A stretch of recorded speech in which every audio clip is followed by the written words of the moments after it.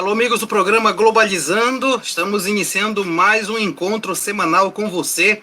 Programa Globalizando, produzido pelo curso de Relações Internacionais da Universidade da Amazônia. Um prazer saber que você está aqui conosco nessa transmissão, que nesse momento se adequou, inovou, trouxe para o Facebook um programa que é da Rádio Nama FM, todo sábado ao vivo. Nós estamos de manhã lá na Rádio Nama, mas em tempos de pandemia, a gente trouxe o programa para discutir temas internacionais e suas interfaces locais e nacionais aqui pelo Facebook do programa Globalizando. E você sabe que o programa Globalizando já está há mais de 7 anos no ar, e eu quero agradecer muito aqueles que participam, que mandam sugestões de temas, que dão retweet nas nossas postagens no Twitter, dão like no Instagram e no Facebook. Muito obrigado por isso. Olha só, o programa Globalizando, ele tem a intenção de discutir temas internacionais, aquilo que acontece no mundo e aquilo que pode vir a acontecer e quais são os nossos posicionamentos. Hoje nós vamos falar de um tema mega relevante. Nós queremos discutir o papel do Tribunal Penal Internacional no mundo, em especial nesse contexto agora, inclusive, de que o presidente do Brasil foi denunciado no Tribunal Penal Internacional por práticas de genocídio. O que é exatamente o Tribunal Penal Internacional? Um tema relevante, e nós convidamos para estar conosco uma entrevistada que não podia ser mais relevante. Eu estou me referindo à professora Larissa Liz Odreski Ramina. Ela tem pós-doutorado pela Universidade de Paris Oeste, tem também doutorado em Direito Internacional pela Universidade de São Paulo, é mestre em Direito Internacional pela London Guildhall University, é especialista em Sociologia e bacharel em Direito pela Universidade Federal do Pará, ela é professora de Direito Internacional Público e Direitos Humanos da UFPR, nos cursos de graduação e pós-graduação, além de todo um projeto de pesquisa dentro dessa área em Relações Internacionais e em Direito Internacional. Professora Larissa, um prazer receber você aqui no programa. O prazer é todo meu, professor Mário Tito, agradeço pela lembrança do meu nome, queria cumprimentar aos estudantes que estão aqui presentes e a todo o público que está nos ouvindo. Professora, é importante tratar do Tribunal Penal Internacional pelo contexto nacional, mas para mostrar que tem também toda uma jurisdição, tem todo um estudo, tem toda uma legislação voltada para certos crimes contra a humanidade, além desse. Não é isso? Exatamente. O Tribunal Penal Internacional, ele tem jurisdição sobre os crimes, aqueles crimes que são considerados os mais graves, aqueles que afetam a humanidade como um todo. Então, são 4 tipos de crime: os crimes de guerra, crimes de agressão, crimes de genocídio e crimes contra a humanidade. Muito bem, olha só, sobre isso que nós vamos conversar hoje no Globalizando. Deixa eu logo apresentar aquelas que vão fazer o programa comigo, a começar por Paula Castro, Paula do 6º semestre. Boa tarde, Paula. Boa tarde, professor. Boa tarde às meninas da equipe. Boa tarde, professora Larissa. Seja muito bem-vinda ao nosso programa. Boa tarde a todos também que estão nos acompanhando. Caso você tenha alguma pergunta sobre o tema de hoje, é só mandar para a gente por aqui, pelo chat, ou então pelo nosso Facebook, que é Programa Globalizando. Muito bem, então, para continuar mostrando a equipe que vai fazer o programa comigo, deixa eu dar boa tarde também para a acadêmica do 6º semestre, Giovana Lima. Tudo bem, Giovana? Boa tarde, professor, tudo bem? Boa tarde para a Paula, Jennifer, para a professora Larissa e para todo mundo que está acompanhando a gente. Hoje a gente vai tratar desse tema tão interessante. E se você tiver dúvida, pode mandar mensagem, pode mandar sua pergunta para o nosso Twitter, @pglobalizando. Muito bem, e completando a nossa equipe está Jennifer de Souza, também acadêmica do 6º semestre. Seja bem-vinda, Jenny. Boa tarde, professor. Boa tarde, professora Larissa. Boa tarde para todos que estão acompanhando. Eu gostaria de aproveitar para convidá-los a seguir a nossa página no Twitter. O endereço é @pglobalizando. Então, vamos começar então. Olha, a Lourdes Guerreiro já está conosco, já está dizendo parabéns ao tema escolhido. Professora Ramina, nós já temos perguntas chegando e em cima dessas perguntas nós vamos conversar no programa de hoje. A Jennifer já vai apresentar então para você. Tá certo. Nós vamos começar com uma notícia do jornal Estadão, do Brasil.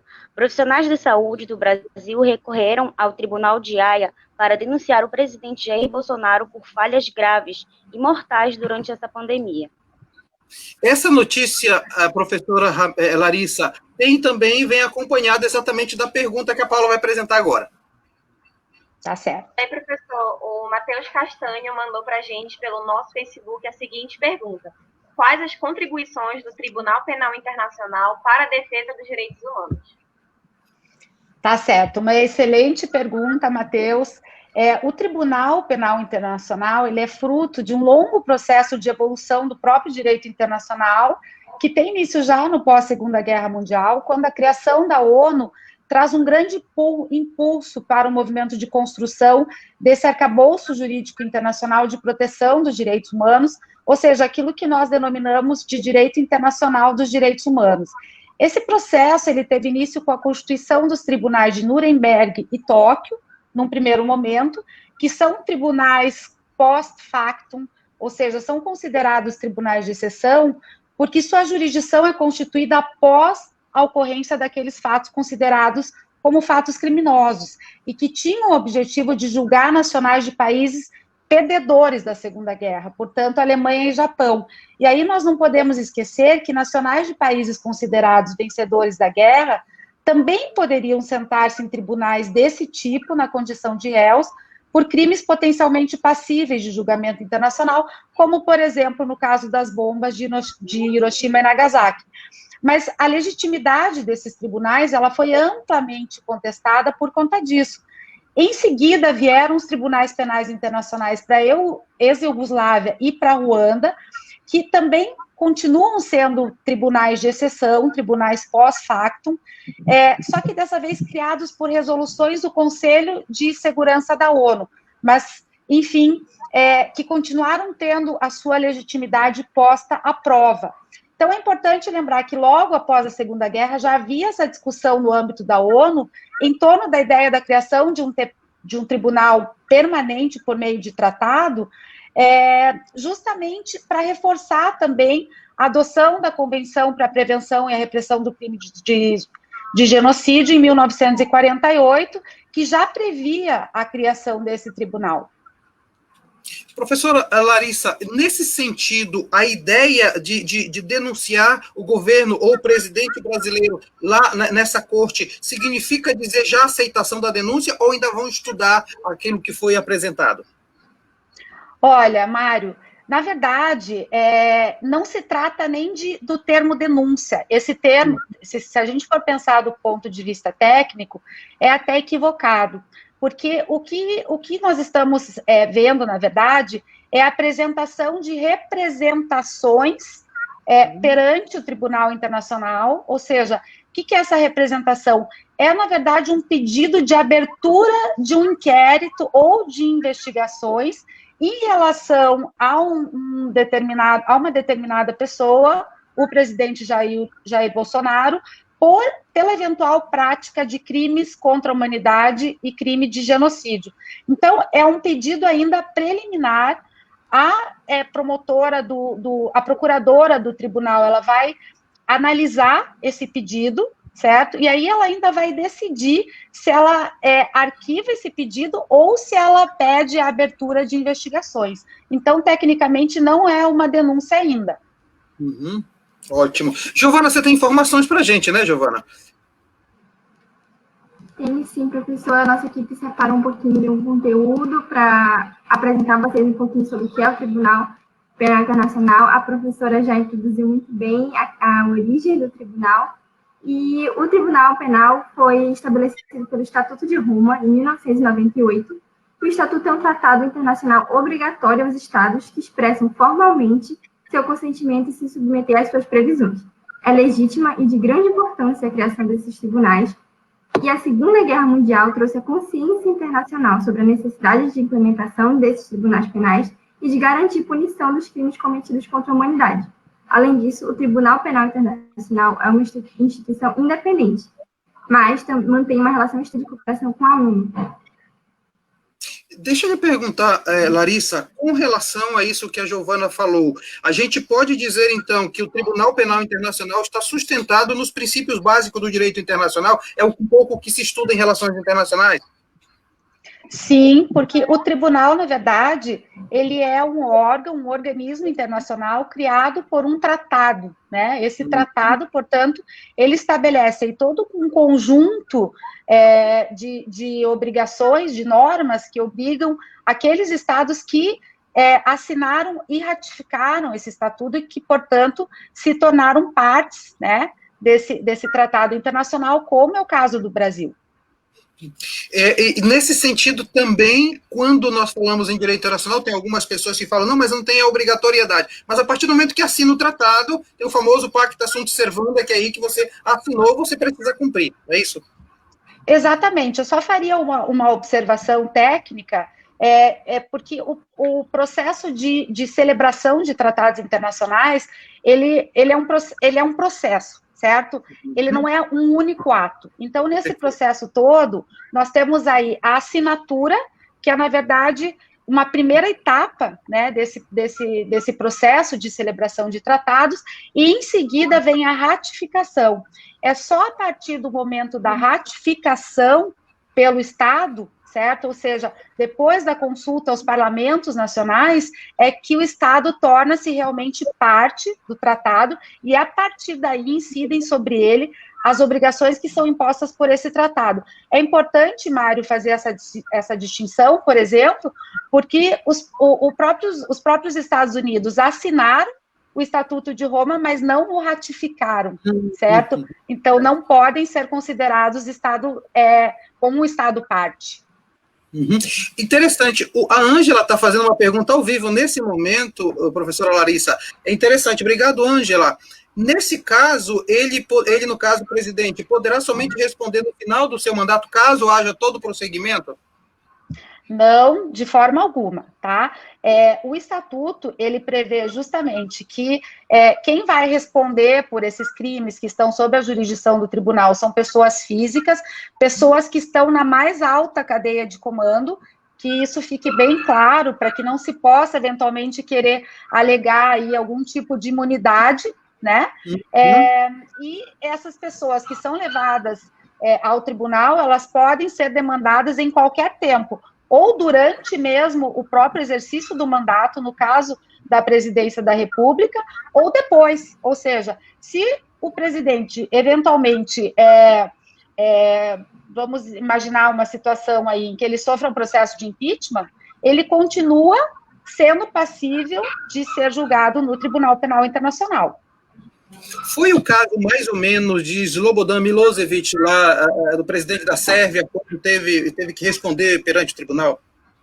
Exatamente. É absolutamente irrelevante para o tribunal se essa alta autoridade, o presidente da República, ele está em exercício do seu mandato, ou ele acabou sendo impedido de terminar o mandato, ou se ele terminou o mandato e já não está mais no cargo da presidência. Isso é irrelevante para o Tribunal Penal Internacional. Por isso que, em relação ao nosso caso brasileiro aqui, dos pedidos de abertura de investigações, que já são 5, contra o presidente Jair Bolsonaro, não interessa se ele eventualmente venha a sofrer um impeachment, ou se ele desista do seu mandato, ou se ele eventualmente termine o seu mandato, certo? Que o tribunal ainda poderá julgá-lo em razão desses fatos que estão alegados aí nesses pedidos.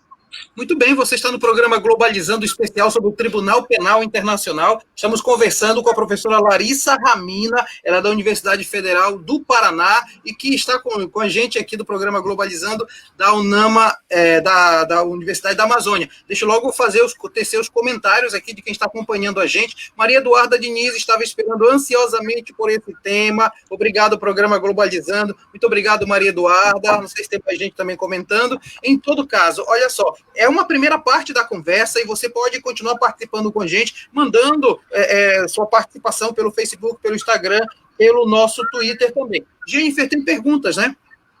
É isso mesmo, professor. A pergunta vem do Iago Braga, via Instagram. Quais os perigos de políticas unilaterais para o Tribunal Penal Internacional? Bom, eu estou imaginando que essa pergunta do Iago, né, em relação a políticas unilaterais para o TPI, eu imagino que ele estaria falando das consequências para os países em geral, de ações como, por exemplo, as ações dos Estados Unidos, né, no sentido de provocar algum tipo de interferência na atuação do Tribunal Penal Internacional. Bom, então vamos lá. Tecnicamente, essas interferências na jurisdição do TPI, elas podem acontecer via Conselho de Segurança, se nós estamos aí falando dos Estados Unidos, porque, de fato, os Estados Unidos têm um assento permanente, né, nesse conselho, e, portanto, tem uma série de prerrogativas, incluindo o direito de veto, ou então aí nós podemos falar também de uma pressão eventual que venha dos Estados Unidos para que países celebrem tratados de não entrega ao TPI.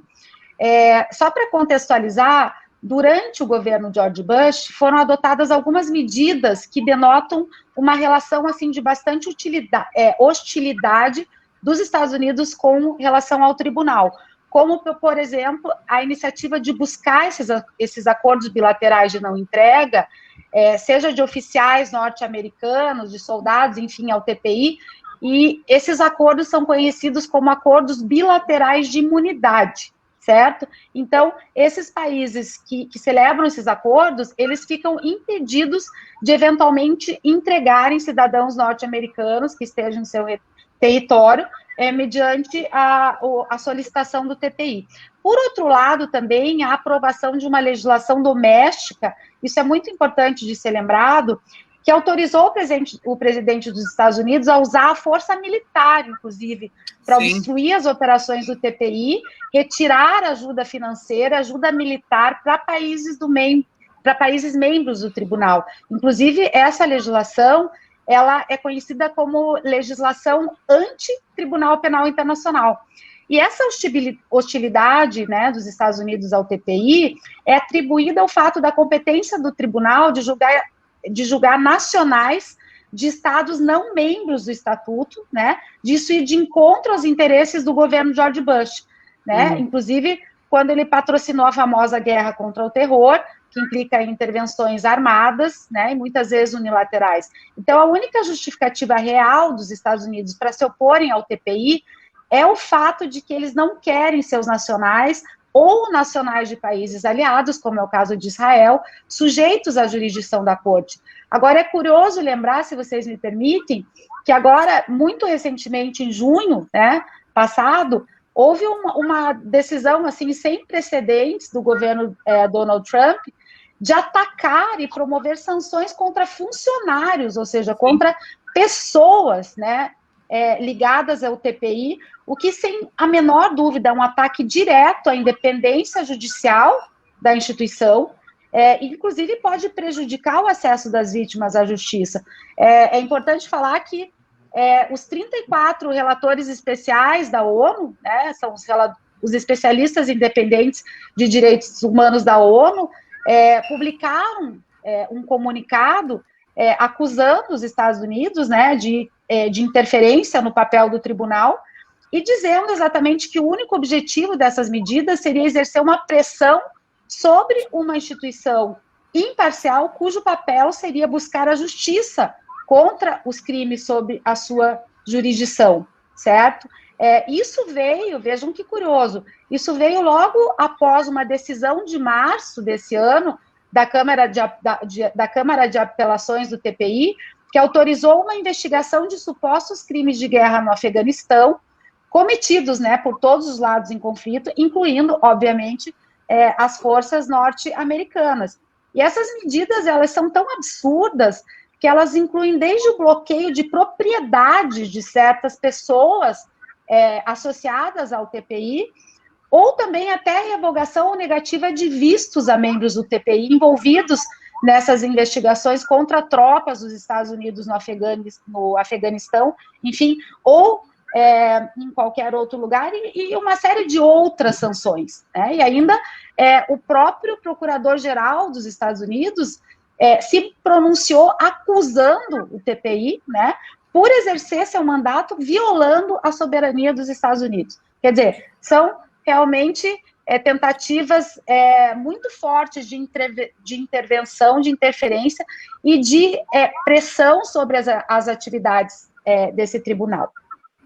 Tudo bem, olha, quando a gente produz um programa como esse no Globalizando, nós também vasculhamos um pouco a mídia internacional para saber o que está se falando dessa temática. Então, Giovana, já tem participação, você já temos a apresentação de mais uma notícia, né? Isso, dessa vez a nossa notícia vem do Catar, do jornal Al Jazeera, que diz que meses após a decisão do Tribunal Penal Internacional de investigar Israel pelos ataques de 2014 a Gaza, a faixa de Gaza, cidadãos palestinos declararam não possuir esperança no trabalho realizado pelo Tribunal da ONU. Senhora Larissa, daqui a pouco eu vou voltar com esse assunto, que eu quero ouvir agora a Paula, para juntar uma pergunta sobre essas coisas que a gente vai falar agora, tá? Paula, você. Perfeito. Chegou uma pergunta pelo nosso Instagram, do Iago Braga, e ele quer saber quais os perigos... A pergunta perdão. essa... Tem uma pergunta da Ângela Santos agora, e ela quer saber se existe tempo para acatar a denúncia e iniciar o processo. Certo, Ângela. Não existe um tempo, enfim, inclusive, um dos fatores, assim, que causa um certo desânimo na gente é que isso pode levar muito tempo, pode levar anos, né? Nós não temos nenhuma expectativa, assim, de que, no nosso caso, né, de Jair Bolsonaro, isso possa ocorrer aí a curto prazo. Nós não sabemos, porque há exemplos de casos no tribunal em que realmente a demora é uma demora longuíssima, de anos. Tem uma situação que eu gostaria de colocar, o seguinte: dentro dessa perspectiva dos palestinos que dizem assim, eu não acredito muito no trabalho, afinal de contas, Israel, Estados Unidos, você sente de alguma forma também uma certa desesperança de cidadãos internacionais que não têm mais a certeza de terem essas pessoas que perpetraram crimes contra a humanidade, genocídio, de serem efetivamente punidos? Olha, Mário, nesse caso específico, se você me permite, né, dos palestinos que declaram essa desesperança em relação ao trabalho do TPI, aí é uma situação bastante atípica, né, bastante peculiar, né, por se tratar do principal aliado norte-americano, né, Israel, e lembrando até que o primeiro-ministro de Israel, quando ele recebeu essa notícia, a primeira coisa que ele fez foi acusar o TPI de antissemitismo, né, para daí, inclusive, agregar o apoio da população de Israel, né, nesse sentido de que qualquer crítica que se faça ao Estado de Israel, as políticas de Israel em relação aos palestinos têm suas raízes em um suposto caráter antijudaico. Né, isso agrega o apoio da população. Mas, na verdade, essas acusações do Netanyahu, elas estão numa discussão na qual as atividades de expansão dos assentamentos na Cisjordânia e em Jerusalém Oriental possam vir a ser vistos pela corte como crimes de guerra, né? Então, o TPI, o que ele fez? Declarou que a investigação preliminar concentrou-se em denúncias de atividades relacionadas aos assentamentos, né, conduzidos pelas autoridades. Agora, nós sabemos que os palestinos consideram, né, ilegais esses assentamentos. Na verdade, para que essas investigações sigam adiante, é necessário que se reúna, certo? Existe até uma comissão, um comitê que foi criado com esse objetivo, que se reúna uma série de informações sobre a situação desses assentamentos na região. Então, há uma descrença de que seja possível fazer a reunião dessas informações e de documentos, inclusive diversas organizações de direitos humanos foram convidadas até a submeter relatórios a respeito disso, certo? Para tentar reforçar aí a possibilidade de recolhimento dessas informações, certo? Agora, é importante nós falarmos que é bem possível que o Estado de Israel ele vá, né, criar toda uma série de condições para que se obstrua o acesso a esses documentos. Eu acho que é nesse sentido essa desesperança do povo palestino. Muito bem. Olha, nós estamos conversando com a professora Larissa Ramina, doutora em Direito Internacional, trabalha na Universidade Federal do Paraná, sobre o Tribunal Penal Internacional. Deixa eu aproveitar, tem também, parece que o Eduardo fez um comentário, Paula, coloque para mim, por favor. Tema importantíssimo, parabéns pelo programa. Obrigado, Eduardo. E tem também o Fábio Brasil, um tema de extrema importância no cenário atual.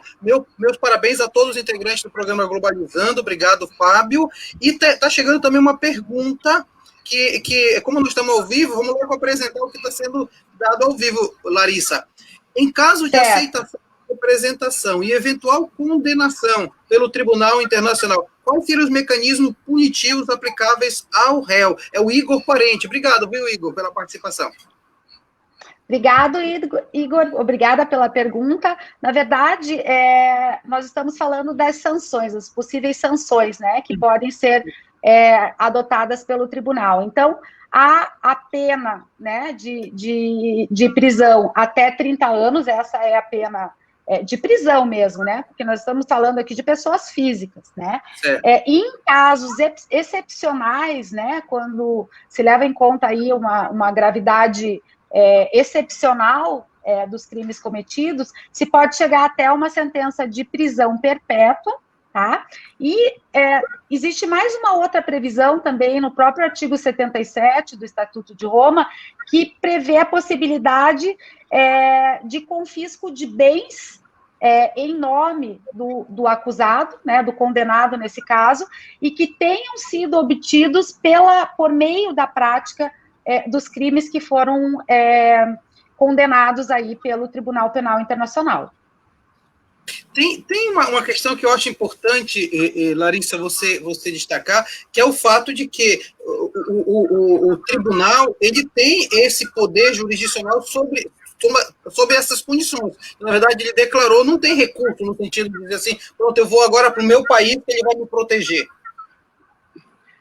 Olha, Mário, a partir do momento em que um Estado se torna parte do Estatuto de Roma, ele, enfim, ele faz uma consulta ao seu parlamento, né? Perguntando justamente da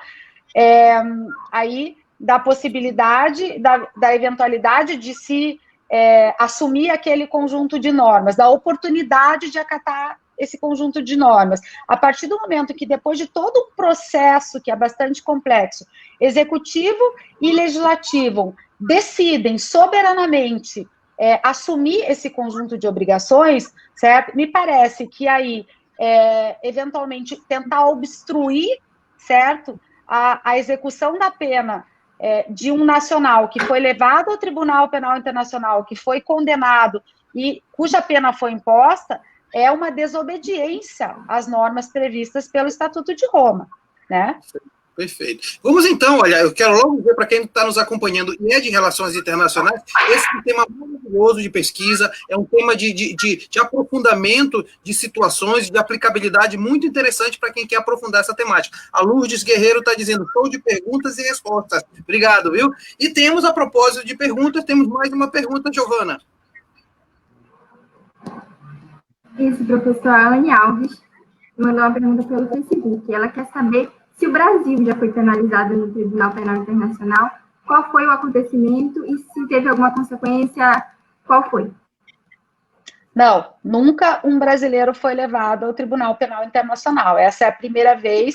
Inclusive, é muito triste, né, para nós brasileiros, é muito triste vermos o nosso chefe de Estado, né, porque o presidente da República, perante o direito internacional, ele é o chefe de Estado, ele é a voz do Estado, né, perante a comunidade internacional. É muito triste nós vermos um presidente da República ser objeto de 5 representações no Tribunal Penal Internacional. Então, não é uma representação, são 5, o que, no mínimo, nos leva a crer que há indícios, né? Há indícios legítimos da prática dos crimes que estão sob a jurisdição do tribunal. E nesse caso específico do Brasil, você fala que é triste, e é muito triste mesmo, até por causa da nossa diplomacia, que deu uma inflexão tremenda, tínhamos um respeito tremendo diplomático no mundo, e hoje estamos tendo quase que vergonha internacional, mas eu digo, inclusive, pelo motivo que fez apresentar essa representação lá, né? A questão de genocídios, inclusive contra povos indígenas, a questão da má gestão também durante a pandemia, que são temas muito sérios que o mundo todo está se perguntando, meu Deus, o que é que o Brasil está fazendo com ele mesmo, né? Exatamente. É muito triste a própria postura, já que você mencionou a questão da política externa, né? A postura do Estado brasileiro perante essa pandemia que foi qualificada pela ONU como a maior ameaça à humanidade desde a Segunda Guerra Mundial, foi qualificada pela OMS como uma pandemia de dimensões apocalípticas, e o nosso presidente chama de gripezinha, né? Então, é uma postura de absoluto descaso perante aí a comunidade internacional e os diversos organismos internacionais. Eu faço até um comentário em cima disso, mostrando que hoje, com tristeza, dia 8/8 de 2020, a gente alcançou uma marca triste de 100 mil pessoas mortas. E não dá para retomar a vida sabendo que 100 mil brasileiros deixaram de viver em 2020, muitos deles por uma falta de gestão da crise. Dinheiro tinha, não foi implementado, não houve uma preparação. Nós tivemos tempo de nos preparar, porque veio chegando da Europa até aqui e não soubemos. Isso leva a perceber que não é apenas, eu não sei se você concorda comigo, Larissa, não é apenas uma incompetência, parece mesmo um projeto de não atender aqueles que mais precisam. Eu concordo absolutamente contigo, Mário. Não se trata aí de uma política que foi tentada e fracassada. Não se trata disso. Nós estamos falando de 100 mil mortes que poderiam ser evitadas, são mortes evitáveis, certo? E eu acho que essas 100 mil mortes, elas são produto de uma ação deliberada, de uma estratégia, ou seja, de um conjunto de ações e políticas deliberadamente adotadas para se chegar a esse prejuízo. E como você mencionou, né, a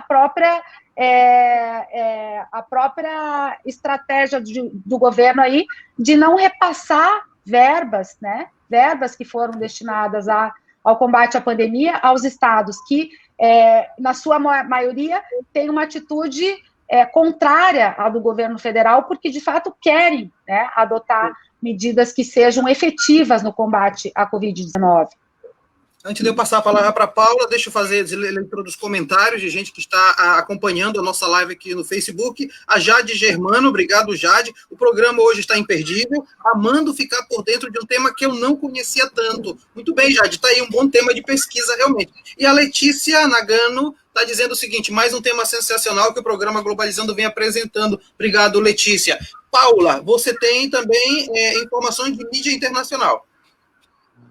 Isso aí, professor. Nossa equipe separou mais uma manchete que agora vem lá do jornal CNN dos Estados Unidos, que diz o seguinte: o presidente Donald Trump autoriza sanções contra vistos dos funcionários do Tribunal Penal Internacional. Autoridades como representantes da União Europeia, ministros e porta-vozes de organizações repudiaram esse ato. Já conversamos um pouco sobre isso, nós vamos continuar conversando. Eu quero ouvir a Jennifer Gonçalves, que tem informações que a nossa equipe de produção de conteúdo vai trazer para você. Jennifer. Em 2010, 7 sérvios bósnios foram condenados pela morte de mais de 7 mil muçulmanos bósnios em 1995. O Tribunal Penal Internacional, assim como o Tribunal Internacional de Justiça, qualificaram o massacre como genocídio, considerado o pior ocorrido na Europa desde a Segunda Guerra Mundial. Dentre as condenações, os 3 foram sentenciados à prisão perpétua. Thomas Lubanga Diallo, ex-líder de movimento rebelde na República Democrática do Congo, foi o primeiro réu julgado pelo Tribunal Internacional. O acusado em 2006 de recrutar crianças de menores de 15 anos para lutar nos conflitos étnicos na região de Ituri, durante 2002 e 2003. Atualmente, o julgamento continua em andamento, embora Diallo continue sob custódia do tribunal. Professora Larissa, algumas considerações que eu gostaria que você fizesse para a gente, né? A primeira é com relação a essa questão que nós falamos agora, que se falava exatamente dessa questão da CNN falar que estão sendo perseguidos, né, funcionários do Tribunal Penal Internacional, e depois esses casos específicos. Vamos começar por essa primeira questão aí, dessa perseguição dos funcionários, sanções. Como eu já expus aí sobre essas últimas medidas, né, adotadas pelo Donald Trump, a partir do momento em que o tribunal anuncia que vai iniciar investigações, né, a respeito dos eventuais crimes que foram cometidos no Afeganistão, e como nós todos sabemos aí, os Estados Unidos têm uma larga participação nesse conflito, né, no Afeganistão. Aliás, na minha modesta opinião, é uma guerra provocada por eles mesmos, né? Então, com o intuito de fazer pressão, provavelmente para que o tribunal, enfim, não chegue aí a nenhum tipo de provas contundentes para que se ofereça de fato uma denúncia, o Donald Trump ele está fazendo essa pressão absolutamente ilegítima e que afronta a própria existência do Tribunal Penal Internacional. Vamos lembrar que os Estados Unidos, desde o princípio, se manifestaram contrários à criação do tribunal, inclusive votaram contra a criação do tribunal, né, no momento lá da discussão, e até hoje assinaram o Estatuto de Roma, mas não o ratificaram. Sobre a segunda parte, que foi a Jennifer apresentando, eu morava na época na Europa, morava na Itália, e estava acontecendo a guerra dos Balcãs, naquela época lá, estava na década de 90, acontecia grande confusão lá, guerra Croácia, Eslovênia, Sérvia, Montenegro, Kosovo e tal, e vivia um pouco essa perseguição, gente que não sabia para onde ia. E aí, quando você diz assim, 3 foram sentenciados à prisão perpétua, eu posso dizer que esse é um caso emblemático para perceber a atuação do Tribunal Penal Internacional? Mário, se você me permite, é preciso tomar um certo cuidado quando nós falamos de Tribunal Penal Internacional, porque me parece que o caso a que se refere essa pergunta não diz respeito ao Tribunal Penal Internacional, mas a um outro tribunal, que é o Tribunal Penal Internacional para a ex-Iugoslávia, que é um daqueles tribunais criados por resolução do Conselho de Segurança, né? Inclusive esse tribunal, ele foi criado em 93 para julgar justamente os crimes cometidos durante esse conflito a que você faz referência, e esse tribunal, inclusive, ele encerrou já as suas atividades em 2017. Então, é importante lembrar que os fatos que deram causa à criação do TPI-XI, como nós chamamos, ex-Iugoslávia, eles aconteceram antes da entrada em vigor do Estatuto de Roma, que foi em 2002, e que o TPI, ele tem uma restrição temporal de competência, inclusive prevista no artigo 11, que é chamada competência ratione temporis, segundo a qual o tribunal ele só terá competência relativamente aos crimes cometidos após a entrada em vigor do Estatuto, ou seja, após 2002. Então, esse caso, ele existiu, ele foi julgado, mas não pelo TPI, tá? Pelo TPI-XI. Perfeito, ótimo, tá vendo só, fazer parte do Globalizando também, ficar por dentro dessas discussões em relações internacionais. Deixa eu fazer referência também a quem está acompanhando o Globalizando, que está fazendo comentários. Eu agradeço muito a quem está fazendo seus comentários. A Ariel Soares, dizendo programa maravilhoso. Obrigado, Ariel. Tem também outra, a Larissa Schoenberger, dizendo programa maravilhoso, sempre trazendo convidado de excelente qualidade. Obrigado, Larissa. E tem também, deixa eu ver aqui, Paula, tem mais alguém? Sim, do Igor Parente, dificultar e precarizar o SUS e o sistema de previdência pública, lerdeza e ações de combate à expansão de uma pandemia global, cerceamento da liberdade de expressão e atividade jornalística, ataque a instituições constitucionais democráticas, além de ameaças constantes de intervenção militar. Fica complicado não acreditar que existem 5 representações contra o desgoverno. Na verdade, são representações que foram colocadas recentemente, né, Larissa? Mas antes, Deixa eu acrescentar logo o que o Eduardo está colocando. Quais são os próximos passos até uma possível condenação de Bolsonaro? E se condenado, o que isso representa para o Brasil em termos práticos? Olha, Eduardo, primeiro, na verdade, o Tribunal Penal Internacional, como nós já estamos falando, ele julga pessoas físicas e não estados, né? Ele justamente é uma grande inovação, vamos dizer assim, porque ele acaba com aquela história daqueles líderes nas altas cadeias de comando de se esconderem por trás da personalidade jurídica do Estado. Então, me parece que vejam, a gente está na fase de 5, né? Não uma, 5 representações contra Jair Bolsonaro no Tribunal Penal Internacional. Isso está muito longe ainda de ser uma condenação, porque primeiro a gente tem que esperar a procuradora do tribunal, a Fatou Bensouda, que é uma jurista da Gâmbia. Primeiro nós temos que ver o que ela vai dizer, se a representação ela tem fundamento para que se possa abrir uma investigação, um inquérito, certo? E que se façam investigações. Depois de todo esse processo de investigações, que eu reitero, pode levar anos, né?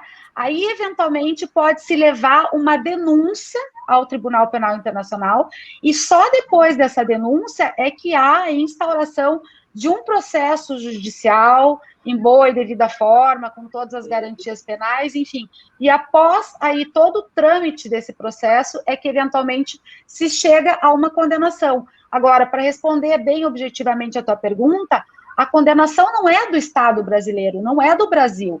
A condenação é de uma pessoa representando o Brasil, é do Jair Bolsonaro.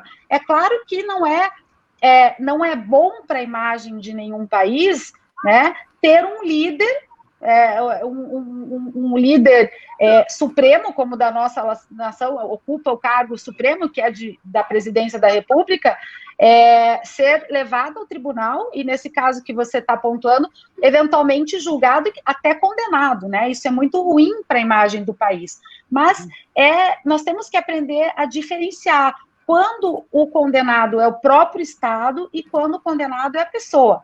No caso do Tribunal Penal Internacional, se for condenado, é a pessoa física do Jair Bolsonaro, portanto, não haverá consequências jurídicas, né, tecnicamente falando, para o Estado brasileiro, enquanto pessoa jurídica internacional. Perfeito. Olha, é importante, inclusive, perguntas que são aprofundamento dessa temática, inclusive o que a Paula vai fazer agora. Tem uma pergunta que vai exatamente nessa linha, Paula. Isso aí, professor. Vinícius Rodrigues enviou para a gente pelo nosso Facebook a seguinte pergunta: existe alguma diferença entre o julgamento de estados e de pessoas que são acusadas no Tribunal Penal Internacional? Com toda certeza, Vinícius. Como eu acabei de dizer, o TPI ele não julga estados, ele vai julgar pessoas físicas, indivíduos.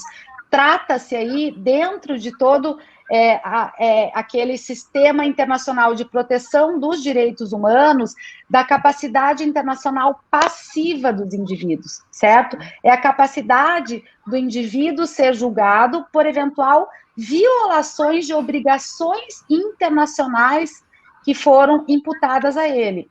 A questão da responsabilidade criminal do Estado é muito complicada, porque é difícil punir criminalmente uma pessoa jurídica de direito internacional. Eu sempre falo para os meus alunos brincando, como é que nós vamos colocar um Estado na cadeia? Né? Não é possível.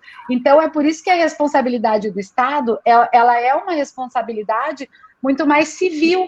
Então, os Estados, eles podem, dentro dos sistemas internacionais de proteção dos direitos humanos, figurarem como réus, por exemplo, no caso do Brasil, no sistema interamericano, ou na Corte Interamericana de Direitos Humanos, né? Aí a capacidade processual é diferente, o TPI julga pessoas físicas, a Corte Interamericana julga pessoas jurídicas, julga estados por violações de normas de proteção dos direitos humanos.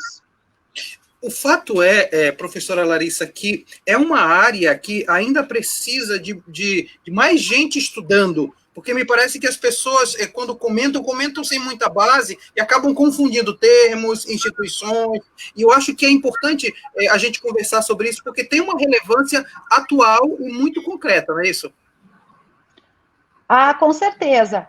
Hoje em dia, Mário, eu até fico animada, porque eu acho que tem bastante gente já estudando direito internacional e se interessando pela jurisdição penal internacional, porque quando eu comecei a estudar isso, eu tinha pouquíssimos interlocutores, né?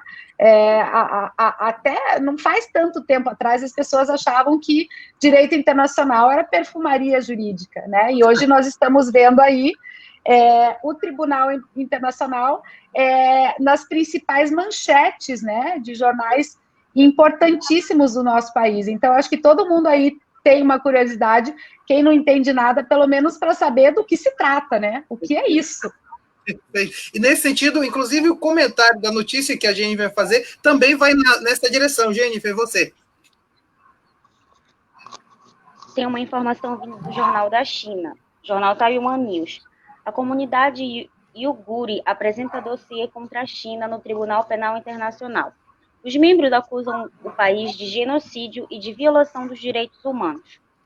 Que é um pouco aquilo que a professora estava falando. Eu vou pedir para a Giovana também apresentar aquilo que tem de conteúdo para depois nós encaminharmos a conversa com a professora Larissa. Giovana.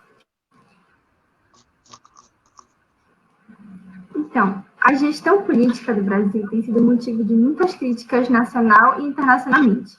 No meio ambiente, por exemplo, observa-se o intuito deliberado de desmanchar os mecanismos de controle. O negacionismo de Jair Bolsonaro ajudou a ser alvo de 5 representações criminais no Tribunal Penal Internacional.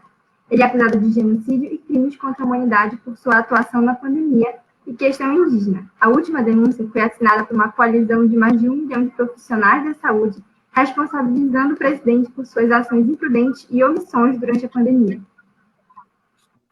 Professora Larissa, você faz parte da ABDJ, né? ABJD. ABJD.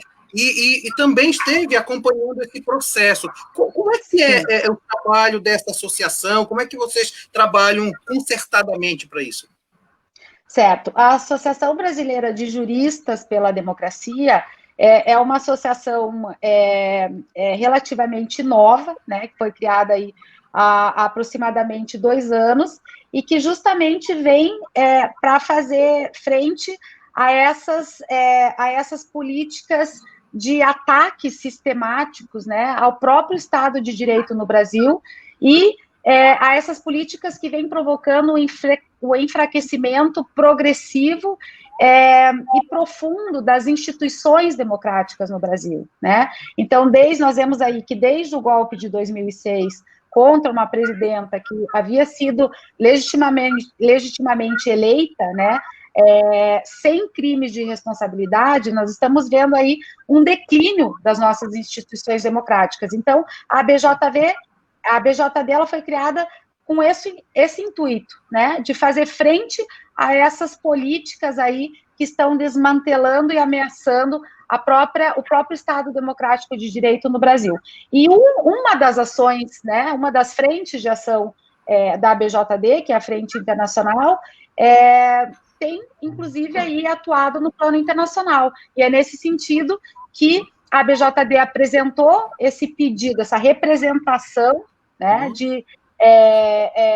contra Jair Bolsonaro pela prática de 2 dos crimes que estão previstos no Estatuto de Roma, quais sejam o primeiro, o crime de genocídio, e o segundo, os crimes contra a humanidade. E aí, enfim, é uma petição muito longa que vai elencar aí uma série de ações, né, não só omissões, mas de ações do presidente que demonstram o seu total descaso, né, a situação de pandemia que nós estamos vivendo, inclusive toda a atuação da parte de comunicação da Presidência da República, que vem atuando no sentido de fazer com que a população não acredite, né, na gravidade da situação que nós estamos passando, e a BJD faz, inclusive, uma menção expressa aos crimes cometidos frente à legislação brasileira pelo Jair Bolsonaro em relação à saúde pública, que são os crimes de epidemia, enfim, vários ataques, né, aí à saúde pública. né, em termos pandêmicos. Muito legal. Tem gente participando do nosso programa, eu gosto muito de agradecer também, fazer citações, porque é sempre uma oportunidade de fazer a gente reverberar aquilo que nós estamos conversando. Paula, põe para mim aí para a gente comentar. Olha, Ângela Santos está dizendo uma verdadeira aula de Direito Internacional. Parabéns, encantada pela professora doutora Larissa. Obrigado, Ângela. Quero dizer que eu quero mandar um abraço para os meus alunos lá de Direito da Faculdade Cosmopolita. O Igor também, muito obrigado pelos esclarecimentos. E o pessoal de Relações Internacionais, que tem Direito Internacional Público e Privado no 6º semestre, já está acompanhando também. O Sérgio, falando de programa maravilhoso, como sempre. Temas atuais importantes para todos, amo demais. Obrigado, Sérgio. Muito bom saber que você está com a gente. E aí, a Ângela faz uma pontuação. A elaboração do memorial difere de uma petição que causa, muitas das vezes, uma confusão entre os acadêmicos de direito, né? São dois documentos diferentes. E o Adenilson, professora Larissa, faz a seguinte pontuação e pergunta: por que na atuação do TPI em amplitude parece tão limitada em relação aos apontados como réu de crime na sua jurisdição? Não estaria somente alguns indivíduos assumindo a acusação por ação de grupos inteiros? Eu não sei se eu entendi bem a pergunta. Ele está querendo saber por que só o Jair Bolsonaro? Não, na verdade não, porque só uma pessoa, quando na verdade a ação é feita por um coletivo. Porque, repito, porque só o Jair Bolsonaro está sendo levado ao TPI, é isso? Ou porque são coletivos que estão levando o pedido ao TPI? Não, pelo que eu entendi, é o seguinte: como é que você escolhe fulano de tal que vai efetivamente se responder, quando, na verdade, de repente, pode ter sido um grupo que fez algum tipo de problema contra a humanidade ou genocídio? Como é que você identifica aquele indivíduo? Veja, sempre há, quando acontece o cometimento desse tipo de crime, sempre há alguém que mandou, alguém que deu a ordem final. Sempre tem alguém. É por isso que a criação do TPI, de um tribunal permanente, ele, ao mesmo tempo que paradoxal, porque tem uma série de críticas em torno da atuação do tribunal, mas é tão importante. Por quê? Porque quando nós podíamos apenas tornar réus os estados, né, pela responsabilidade internacional, essas pessoas, elas se escondiam atrás dessa máscara, né, da personalidade jurídica do Estado. Agora, o Estado não é um ser vivo, não tem braço, não tem perna. O Estado não fala, alguém fala por ele, alguém dá a ordem, certo? Então, a ideia que está por trás da jurisdição do TPI é justamente identificar essa pessoa que estava numa condição, certo? Na alta cadeia de comando naquele Estado, e que tornou possível que essa pessoa desse essa ordem e que essa ordem fosse cumprida, causando as consequências aí justamente ligadas ao cometimento desses crimes que estão dentro da jurisdição do Tribunal Penal Internacional. Maravilha. Olha só, professora Larissa, o Globalizando tem uma diferença da rádio para o Facebook. Quando é na rádio, a gente faz um programa com 8 músicas de 8 países diferentes. Então, é uma miscelânea de música internacional sensacional. Só que quando a gente trouxe para o Facebook, obviamente, os direitos autorais não nos permitem, né? Então, a gente daqui a pouco vai chamar a responsável pela playlist, porque o que é que a gente fez? Ao invés de apresentar aqui, a gente criou uma playlist no YouTube, uma playlist no Spotify, justamente para que as pessoas depois possam acompanhar essas músicas do mundo todo. É muito interessante. Antes de eu chamar a Carol Quadros, que vai falar, eu queria lhe pedir para apresentar um pouquinho o curso de Relações Internacionais de lá, da Universidade Federal do Paraná, e todo o programa de pós-graduação, estrito sensu. Como é que funciona, quais são as linhas de pesquisa? Obrigada pela oportunidade, Mário, de falar um pouquinho da minha universidade. Aqui nós não temos o curso de Relações Internacionais. Tá? Inclusive, no Paraná, nós temos pouquíssimas instituições que oferecem o curso de Relações Internacionais. O que nós temos é o curso de graduação na área de Direito, certo? Então, eu sou professora da área de Direito Internacional e Direitos Humanos, dentro do âmbito da graduação, certo? Do curso de Direito na UFPR. E também, aí nós temos o curso da pós-graduação de Direito, né, que também aí tem uma série de linhas, e uma dessas linhas aí nos permite enquadrar pesquisas no âmbito do direito internacional, mas sempre em conexão muito íntima com relações internacionais. Né? Nós entendemos que há uma interdisciplinariedade muito necessária entre direito e relações internacionais, de tal forma, eu sempre falo aos meus alunos, não é possível estudar direito internacional sem estudar relações internacionais. Né? São coisas diferentes, porém inseparáveis, que caminham juntas e que devem dar respostas conjuntas, né, aos problemas aí em termos de sociedade internacional. Nesse sentido, quem é que pode acessar os programas de pós-graduação para dentro do direito internacional? De todos os cursos, ou você prefere algum tipo de graduados? Olha, na verdade, em princípio, o público-alvo, né, da pós-graduação em direito é o público formado, né, bacharéis em direito, mas também admite-se pessoas formadas em áreas que nós consideramos afins, né? Então, como ciência política, sociologia, relações internacionais, história, né? Justamente por conta dessa visão interdisciplinar que nós temos. Ótimo. Olha, a Carol está com dificuldade para entrar no programa agora, a nossa live, então eu vou só dizer que, na verdade, a partir de amanhã, a nossa playlist vai estar à disposição para você nas nossas redes sociais. Agradeço. A Joelma Souza diz o seguinte: parabéns ao programa Globalizando os seus integrantes, sempre nos informando sobre temas tão importantes. Obrigado, Joelma. Nós estamos quase encerrando o nosso programa. Eu queria muito, professora Larissa, agradecer em nome do curso de Relações Internacionais da UNAMA, e agradecer, inclusive, pelas palavras de esclarecimento, mas também de reflexões super pertinentes e relevantes. Quero agradecer muito também pela disponibilidade em estar com a gente no sábado à tarde aqui no Globalizando. Muito obrigado, viu? É uma alegria poder estar aqui com vocês e conversar com acadêmicos de relações internacionais, e, enfim, contribuir para essa discussão, para sanar as dúvidas e para difundir, né, um pouco mais sobre o Tribunal Penal Internacional. Então, contem comigo sempre que precisarem, eu estou às ordens. Perfeito, muito obrigado. Quero agradecer a Jennifer Souza, que participou com a gente, ela que é do 6º semestre, teve muitas ideias aparecendo, né, Jennifer? É verdade, professor. Eu que agradeço pela oportunidade de estar mais uma vez aqui nessa live muito importante. Agradeço a professora Larissa Ramina por ter aceitado o convite.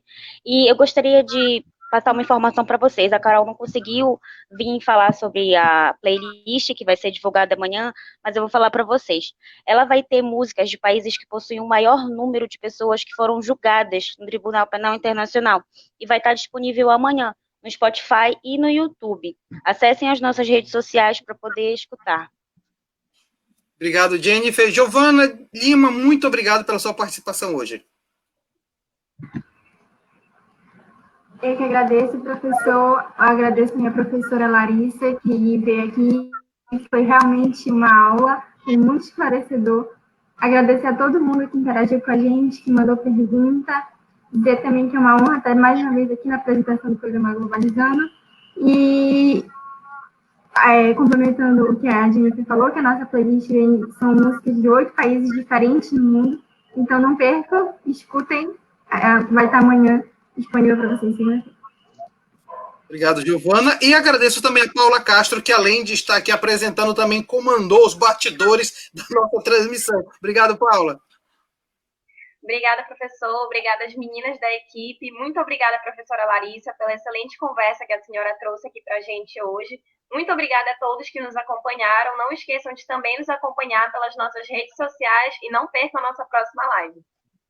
Muito bem, olha só, o Programa Globalizando é um projeto de extensão do curso de Relações Internacionais da Universidade da Amazônia, tem quase 40 membros, entre internacionalistas e alunos de todos os semestres. Lourdes Guerreiro dando parabéns, obrigado. E eu quero também dizer que todo sábado tem sempre um tema diferente. Hoje trouxemos o tema do Tribunal Penal Internacional e no próximo sábado, no mesmo horário, nós estaremos falando de jornalismo internacional, que é uma coisa que também interessa muito, especialmente para nós que somos daqui da Amazônia. Igor Parente Araújo, muito obrigado, doutora Ramina, pelo seu tempo e pelas explicações sobre o TPI. Então, agradeço a todos, muito obrigado mesmo. A gente se encontra no próximo sábado. Essa live...